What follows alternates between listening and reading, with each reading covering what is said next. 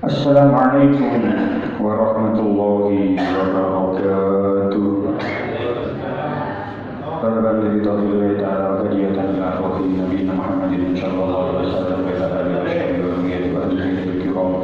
Wala jami'an ya berkusali wa la jami'il malaikatil qarabin wa la jami'it tabi'in tabi'in wa ila jami'il ulama wa awliya inna kanu wa ila jami'il muhaddisin wa mufassirin khususan Syekh Imam At-Tabari wa Syekh Imam Al-Qurtubi wa Syekh Imam Ibnu Katsir wa Syekh Jalaluddin Al-Mahalli wa Syekh Jalaluddin Asyuti wa Syekh Fakhruddin Ar-Razi wa Syekh Muhammad Asy-Syukani wa Syekh Abdul Qadir Al-Jilani wa Syekh Muhammad Asy-Syawi wa Syekh Mahmud Al-Alusi wa Syekh Muhammad Ali Asy-Syukani wa Syekh Mutawalli Asy-Syarawi wa Syekh Wahbah Asy-Syuaili wa Syekh Muhammad bin Umar Nawawi Al-Badani wa Syekh Muhammad Quraisy wa Syekh Bisri Mustafa Rimban wa ila jami'i Syekhina wa Syekhina mu'allimin wa jami'ul alim wa jami'il mu'minina wa jami'il muslimina wa muslimat. Syukuril lahumul Fatihah.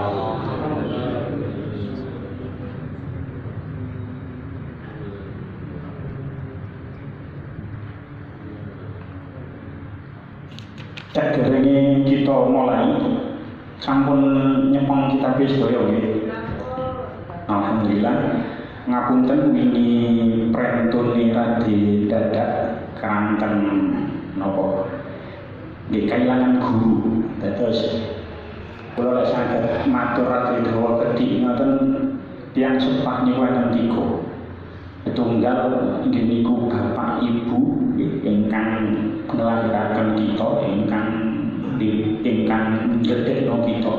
Itu adalah orang tua jasad. Itu sini bapak ibu kita itu adalah orang tua kita yang pertama. Yang kedua niku guru niku nggih minangka tiyang sepah. Sebab tentu tidak semua guru matematika, guru biologi boten termasuk orang tua, tapi guru yang mendidik kita dari kita boten saged maca Arab, sampai saged maca Arab niku adalah orang tua kita. Lah wingi niku kula kailangan guru ingkang didik kula ket alit nggih, ket boten saged maca Arab sampai saged maca Arab, saged nulis pegu, saged maca pegu, maca kitab niku kailangan guru. Dados kula ngaosi, kula pretunaken teng Jawi nggih kula pretunaken tujuane nggih supados saged tumut tahlil. Terus guru orang tua yang ketiga niku adalah mertua kita. Tanpa adanya mertua kita tidak mungkin dapat pasangan. Jadi niku 3 orang tua kita yang harus kita hormati. Lah ini kula kehilangan guru yang mendidik kula. Mongko saderenge kita menawi kula nyuwun ikhlasipun Fatihah kita tujuaken dumateng Kiai Nasrullah bin Kiai Muhammad Ridwan lan sedaya guru-guru kita, tiyang sepah kita, mbah-mbah kita ingkang sampun sumare, sedaya rencang-rencang kita ingkang sampun mendahului kita. Mugi-mugi lantaran surah Fatihah ingkang kita waos niki sedaya amal saipun dipun trami kali Allah lan sedaya kesalahan pun dipun ngapunten dening Allah. Ala hadziniyat al-Fatihah.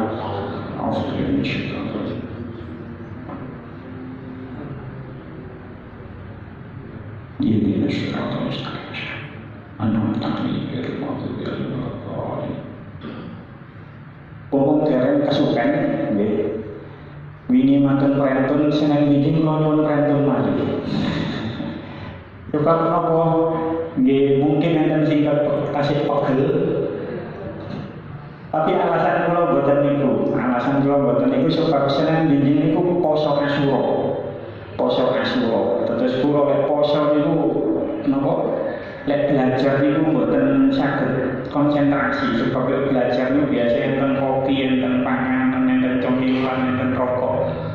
Lek kondisi poso belajar kula mboten maksimal. Terus Senin wingi kula nyuwun prentun pergi poso Asyura. Terus poso sunnah sing paling sae Asyura kali Arafah. Saking saene Asyura kali Arafah niku enten pendapat tiyang estri niku poso Arafah utawa poso Asyura niku mboten perlu njaluk izin marang bojone. Dados angsal langsung poso. Mestine nggih, mestine niku poso Asyura niku dipun barengi kalih Tasu'a. Cuman lek dinten Minggu poso kok kaya aneh abot. Wah, pemane enten gawe tambah abot maneh.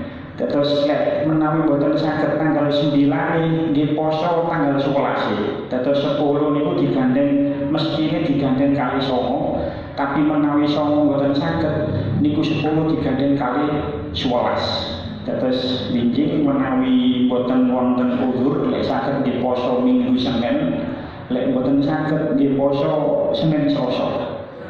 Lek boten saged ya Senin tok boten napa-napa. Tapi sing saya nggih digandeng.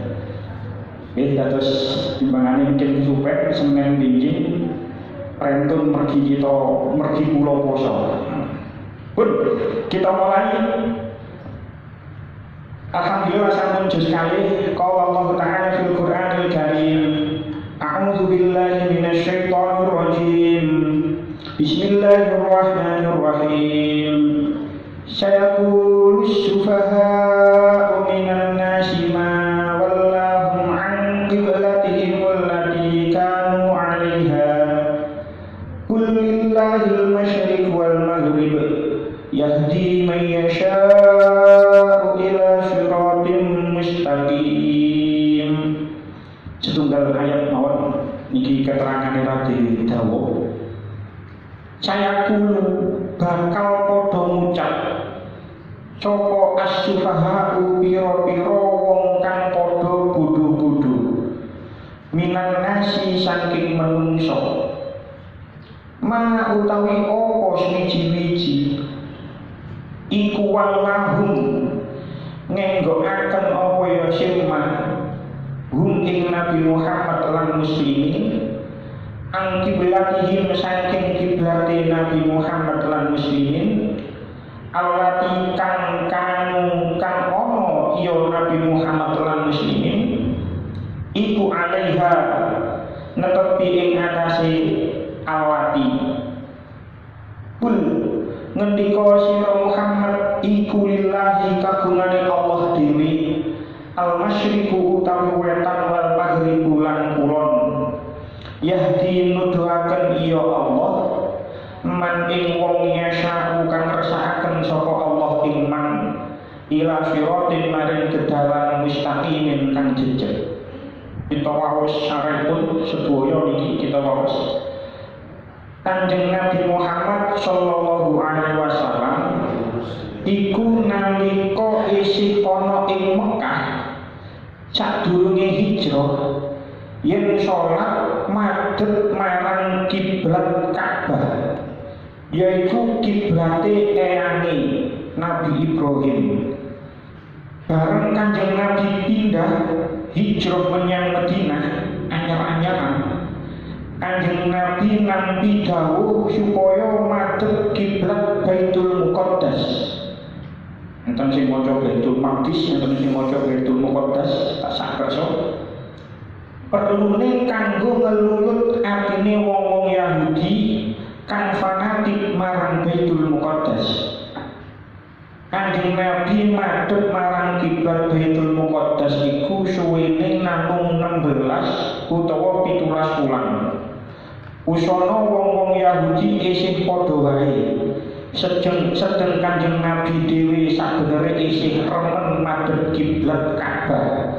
Amarga Ka'bah iku kejaba pancen kiblate eyange Nabi Ibrahim, madhepe Kanjeng Nabi marang kiblat Ka'bah iku luwih bisa narik marang Islami wong Arab. Saking kepingine Kanjeng Nabi diwangsulaken marang Ka'bah maneh, nganti Kanjeng Nabi sering dangak mirsani langit. Kanjeng Nabi sering dangak mirsani langit kang nuduhaken nemen anggone arep-arep tumekane wahyu.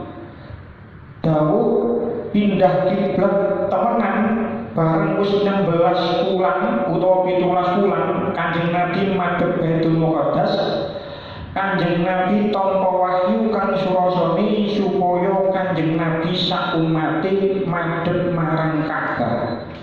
Nalika iku suwarane wong-wong Yahudi lan wong-wong musyrik geger. Apa iku wong madhep kiblat kok malah ngalih? Sedelok madhep Ka'bah, sedelok madhep Baitul Muqaddas. Sedelok maneh madhep Ka'bah maneh. Mireng swara geger mau Kanjeng Nabi susah. Nanging ora sepiro sebab sadurunge mangsa Kanjeng Nabi wis nampa dawuh kang surasane wong-wong bodho saking wong Yahudi lan wong musyrik bakal mesti padha nyela, padha mencela anggone Kanjeng Nabi pindah kiblat.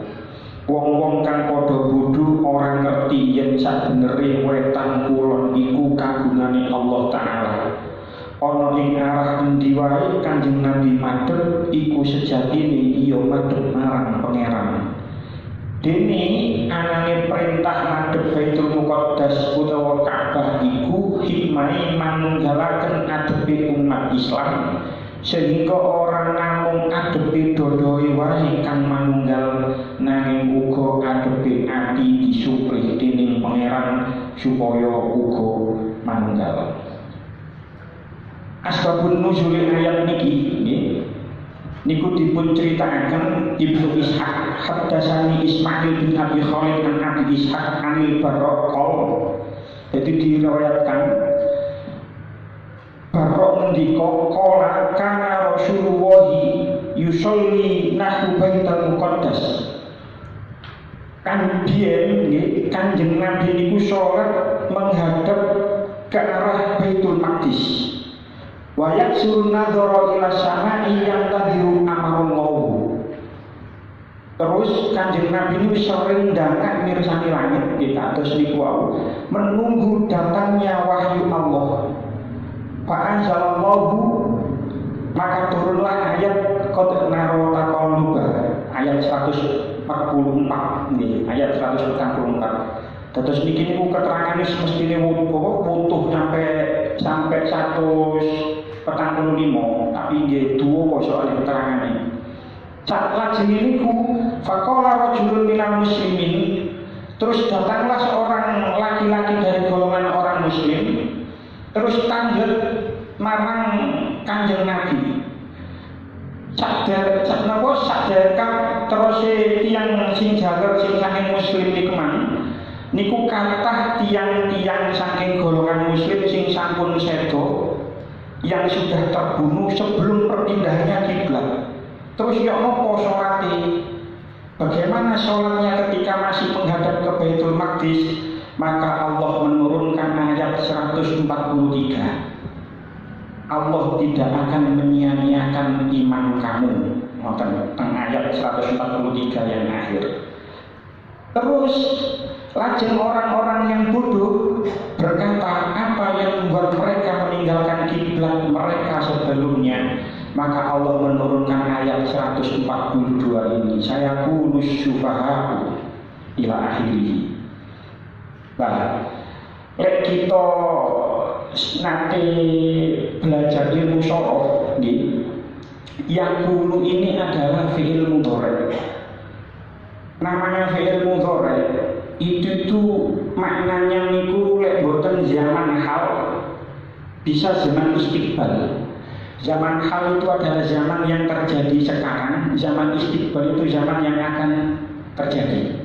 Maka lek kola niku wis ngomong wis ngendika lek yakulu akan berkata atau sedang berkata. Nah, niki kalih Gusti Allah ditambahi huruf sin. Huruf sin niki nggih maknane akan.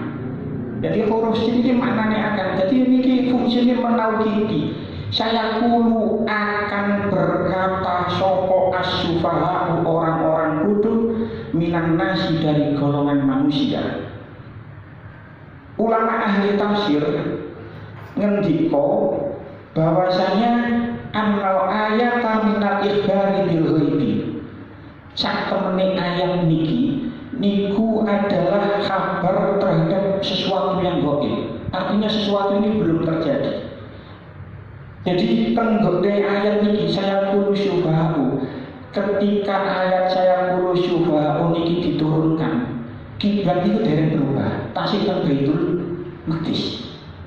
Lah, karena kiblat belum berubah, terus Gusti Allah dawuh orang-orang bodoh itu akan berkata, saya kulu syubahu minan nas. Orang-orang bodoh itu akan berkata, tujuannya apa? Tujuannya tentang tafsir Fathul Qadir, wa inna fa'idata dzalika annal akhbaro bil makruhi idza waqa'a qabla wuqu'ihi kama fihi tahwinan li syadmatihi. Faedah ini ketika ada kabar yang ketika ada berita yang tidak disukai, niku diberitahu sebelum kejadiannya, niku akan terasa ringan saat terjadinya. Jadi lek ono kabar sing elek terus diduduno dhisik, niku wis ono persiapan nang ati. Misal mawon enten arek enom seneng lanang, ono arek enom lanang seneng ambek arek wedok. Terus kabeh kenalan moronan omahe. Terus dikandani lek bapake arek wedok iki galak. Lek nang ngene kono bapake galak. Lah ngomong ngene wis enten persiapan. Enak persiapan engko moronan ngene medaya nang kono bapake galak, aku kudu siap. Sudah ada persiapan. Begitu contoh mana misalnya jenengan kabeh ngliwati dalan tertentu bengi-bengi, dalan itu terkenal angker. Dikandani lek liwat kuno hati-hati, dalan kuno angker. Lah ketika dikandani koyo ngoten niku, ati niku siap kalau itu akan terjadi beneran. Lah begitu juga ayat ini. Ketika napa kiblat niku dereng pindah, ketika kiblat niku dereng pindah, Allah sampun dawuh orang-orang bodoh itu akan berkata, apa yang dikatakan? Ma wallahum an qiblatihim allati kanu 'alaiha. Orang bodoh terliki, ya. Ulama berbeda pendapat tentang siapa syubhat dengan ayat ini. Tafsir Ibnu Katsir menurut Mujahid yang dinamakan orang bodoh di sini adalah orang-orang Yahudi yang ada di Mekah. Enten mana menurut Imam Asy'ari yang dimaksud syubhat dengan ayat ini adalah orang-orang munafik. Enten mana sing berkata menurut Az-Zujjaj sing wong syubhat mriki adalah orang kafir Quraisy sing teng Mekah. Orang kafir Quraisy sing teng Mekah. Lah, wong-wong kafir Quraisy ketika Ka'bah niku badhe ketika kiblat niku dipindah teng Ka'bah. Niku orang kafir Quraisy oleh membuli orang muslim, orang Islam dan Kanjeng Nabi niku gunggungan, napa wis keterlaluan. Jarene wong kafir Quraisy delok Muhammad niku balik nang ngene Ka'bah maneh, madhep Ka'bah maneh soalé kangen karo kampung halaman. Soalé kangen karo kampung halaman. Sing wong Yahudi ngomong delok Muhammad niku. Muhammad bingung madhep endi? Mari madhep Baitul Maqdis, madhep Ka'bah. Lah orang-orang munafik berkata, "Ma wallahum an qiblatihim allati kanu 'alaiha." Apa yang memalingkan mereka dari kiblat mereka. Nah, syufaha niku jamak saking kata safih. Safih niku tenggone tafsir Asyawi dikatakan man yajtanibul manafi'a wa yata'allaqu bil mobil madhari. Orang yang menjauhi manfaat dan senang melakukan hal-hal yang membahayakan, itu namanya orang yang bodoh. Jadi orang wong ngombe kopi enak, ngombe susu enak, tapi gak gelem malah ngombe khamr. Niku wong sing bodoh, syubhat. Karena dia menjauhi manfaat tapi senang marang kemudaratan. Nyambut gawe enak oleh duit, malah wong niku seneng judi misalnya. Niku adalah orang syubhat.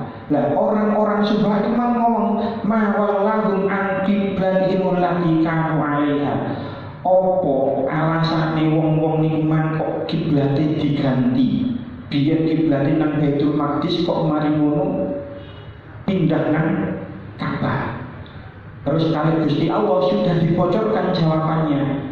Lek ono wong takon koyo ngono, maka jawablah kul dawuh sira Muhammad lillahil masyriq wal maghrib. Milik Allah lah timur dan barat. Yahdi may yasha'u ila siratim mustaqim. Dia memberi petunjuk kepada siapa yang dikehendaki.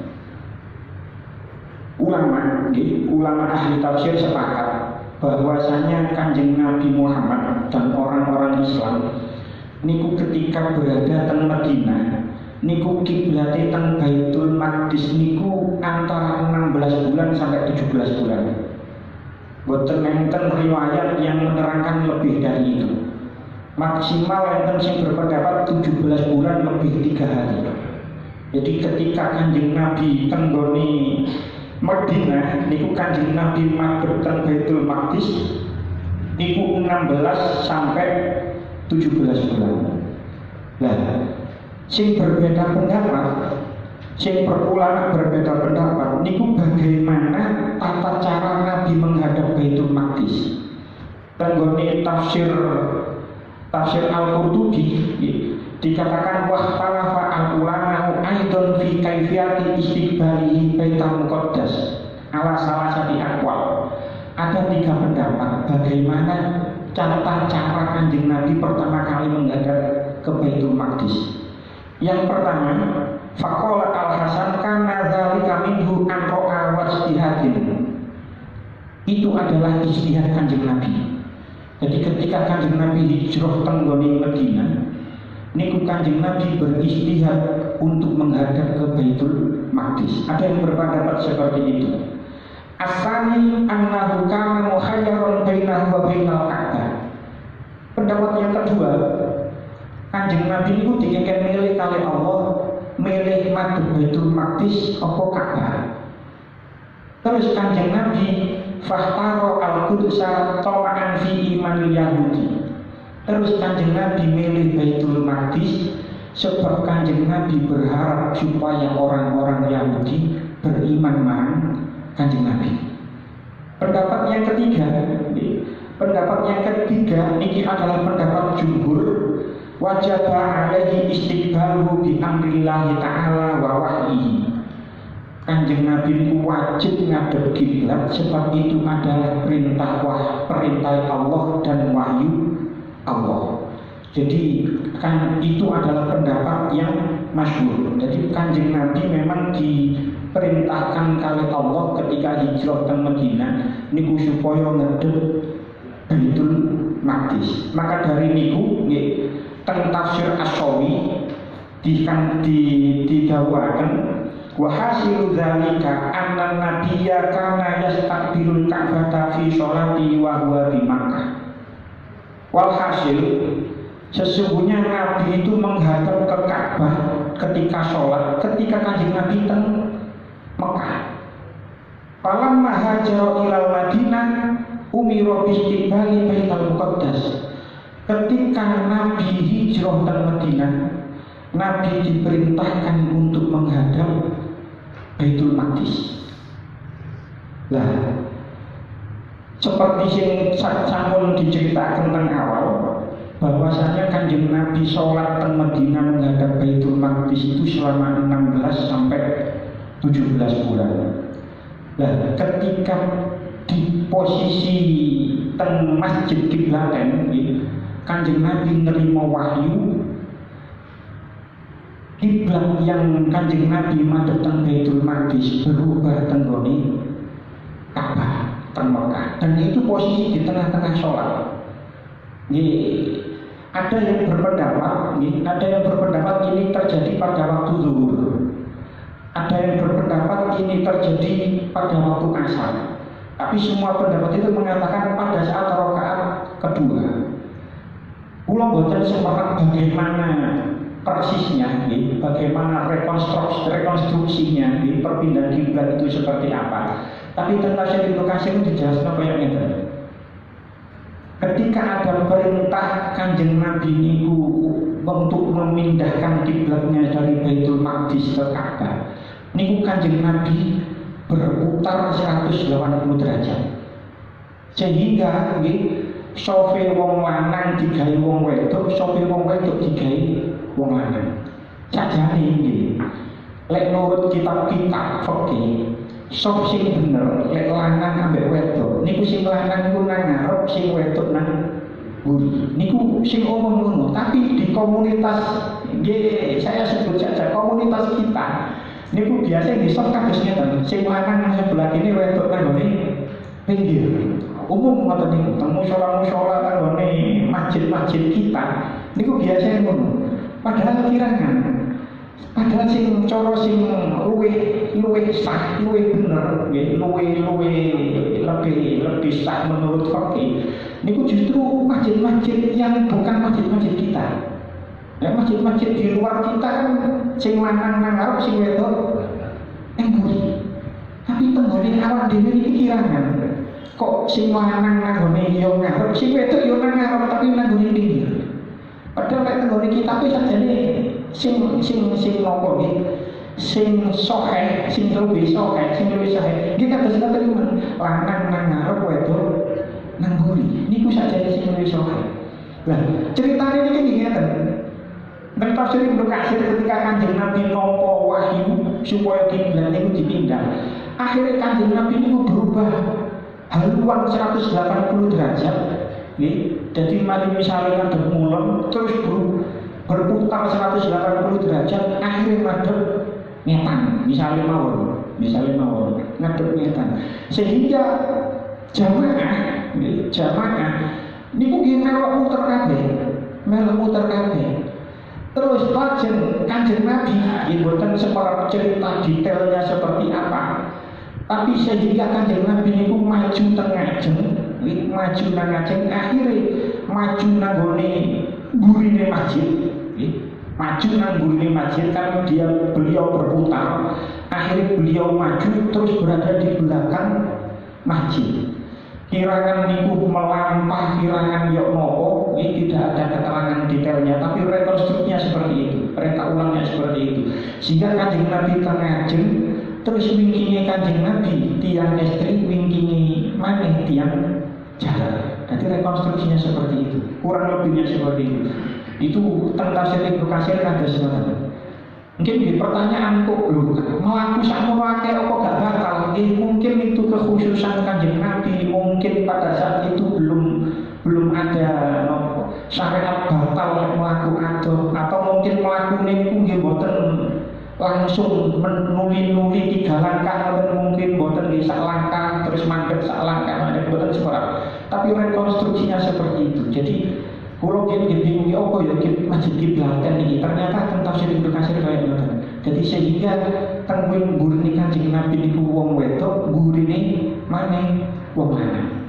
Nah, ketika pada saat niku kabar kan dereng teknologi, dereng viral. Jadi orang-orang di sekitar Madinah ketika sholat maghrib dan isya niku enten sing madhep Baitul Maqdis. Karena belum tahu kalau Nabi sudah berpindah kiblatnya, sudah mendapat wahyu pindah kiblatnya. Bahkan pas tengah-tengah sholat subuh baru ada yang ngomong, oleh Kanjeng Nabi sudah pindah kiblatnya ke Ka'bah. Lah, niku sing sholat maghrib ambek isya niku mboten nate baleni sholatnya. Jadi jadi walaupun maghrib sama isya niku madhep Baitul Maqdis, pada saat niku Kanjeng Nabi sudah pindah ke Ka'bah. Sing sholat maghrib kali isya madhep Baitul Maqdis niku mboten digengken baleni sholat.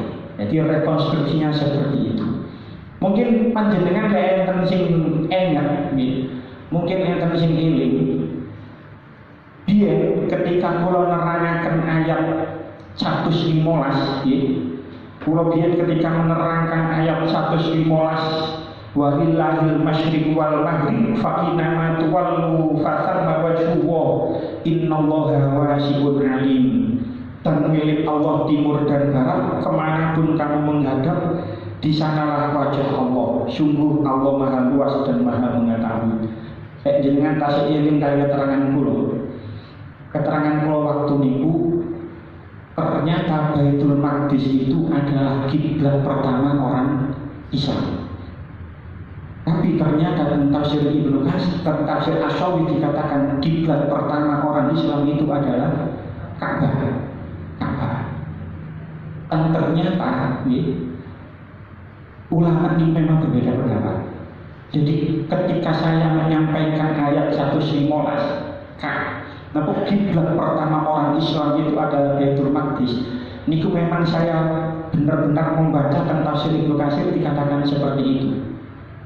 Ingat, kalau terangkan Kanjeng Nabi niku senajan sholat ngadep Baitul Maqdis, tapi Kanjeng Nabi niku selalu di depan Ka'bah. Mboten nate Kanjeng Nabi niku membelakangi Ka'bah, mboten nate. Jadi makanya ketika niku Kanjeng Nabi niku sholat menghadap Baitul Maqdis niku arah lor. Jadi Kanjeng Nabi ketika teng Mekah niku sholat ngadep ngalor. Karena terus ngeten. Inten komo niki Ka'bah, niki Ka'bah. Kanjeng Nabi niku lek salat ngadep mriku. Sebab mriku niku nggih ngajengi Kanjeng Nabi niki nggih Ka'bah. Terus mantun Ka'bah niku Baitul Maqdis. Baitul Maqdis niku teng mriki. Dadi ngadepi niku kenceng. Barang Kanjeng Nabi teng Madinah niku posisine teng mriki antara Ka'bah kali Baitul Maqdis. Kanjeng Nabi mboten saged niku napa koyok tenggone Mekah, karena Mekah saged ngadep Ka'bah sekaligus menghadap Baitul Maqdis. Lah ketika teng Madinah mau tidak mau Kanjeng Nabi membelakangi Ka'bah. Niku Kanjeng Nabi susah selama sampai 16 bulan sampai 17 bulan. Lah makanya niku ketika napa kula badhe haji, kula pun nate cerita lek saged lek pas waya sembahyang nang Ka'bah niku ngadepi antara rukun Yamani ambek Hajar Aswad. Sebab niku arah lor. Berarti kita berada tenggone kidule Ka'bah. Jadi ulama niku berbeda pendapat ternyata. Jadi ada yang mengatakan memang Ka'bah itu adalah kiblat pertama orang Islam. Kanjeng Nabi hijrah malih Kanjeng Nabi diperintah untuk menghadap Baitul Maqdis. Tapi tentang tafsir Ibnu Katsir sing kula waca saat niku ternyata Baitul Maqdis adalah kiblat yang pertama orang Islam. Tapi selama Kanjeng Nabi sholat, Kanjeng Nabi mboten nate sholat membelakangi Ka'bah. Ka'bah selalu berada di depannya. Dan ternyata ada lagi pendapat yang lain, orang atau ulama ahli tafsir At-Tabari dikatakan ayat walillahil masyriq wal maghrib. Jadi ketika ayat itu turun, sholat itu boleh menghadap mana saja. Karena memang belum ada kewajiban sholat menghadap Masjidil Haram. Jadi ketika ayat walillahil masyriq wal maghrib ini boleh menghadap mana saja. Oleh menghadap mana saja walillahil masyriq wal maghrib walillahil masyriq wal maghrib fa'inama tuwallu fasamma wajhullah. Kemanapun kamu menghadap, di sanalah wajah Allah. Jadi pada saat niku ada pendapat yang lain yang mengatakan sebelum Kanjeng Nabi niku mendapatkan perintah wahyu untuk menghadap Masjidil Haram, sholat itu boleh dilakukan menghadap kemana saja. Tapi masih boleh menghadap kemana saja. Kanjeng Nabi niku seneng madhep Ka'bah, karena Ka'bah itu adalah kiblatnya nenek moyangnya, kiblatnya Nabi Ibrahim. Jadi senajan kados ngoten Kanjeng Nabi selama teng Mekah niku sholat selalu menghadap Ka'bah. Barang di perintah hijrah ke Madinah Kanjeng Nabi baru susah, ini memang akhirnya madhep Baitul Maqdis, boten matur Ka'bah. Niku Kanjeng Nabi susah minta ampun. Yahdi man yasha'u ila siratin mustaqim. Jadi Gusti Allah niku nggih yahdi man yasha'u ila siratin mustaqim. Gusti Allah niku kersa nuduhaken sinten mawon nggih ila siratin mustaqim marang dalan ingkang jejeg. Keterangan lanjutan ini rati panjang, makanya boten dawa-dawa angguripun ngaji pertama niki kalau cukup sampeyan mawon ila napa pokoke Senin Benjing Prentun nggih Senin Benjing Prentun terus jumpa lagi insyaallah Senin malih pun boten enten prentun malih insyaallah amin. Mugi-mugi tadi keterangan manfaat terus niki wau napa pengetahuan baru pasti itu pengetahuan baru. Pulau mawon di nembe buka-buka di bagus ternyata ada pendapat seperti itu. Jadi keterangan tentang Ibnu Katsir dikatakan memang banyak perbedaan pendapat dan ini memang benar-benar ilmu baru dan kita. Mugi-mugi dari keterangan yang manfaat. Bismillahirrahmanirrahim. Muhammad wa sallallahu Muhammad alhamdulillahirabbil alamin.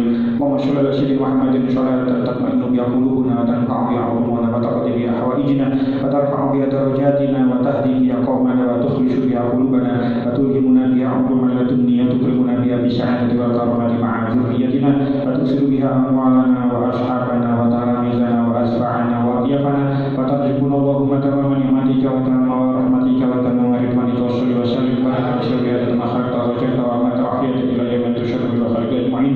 Alhamdulillahirabbil alamin. Wassalamualaikum warahmatullahi wabarakatuh.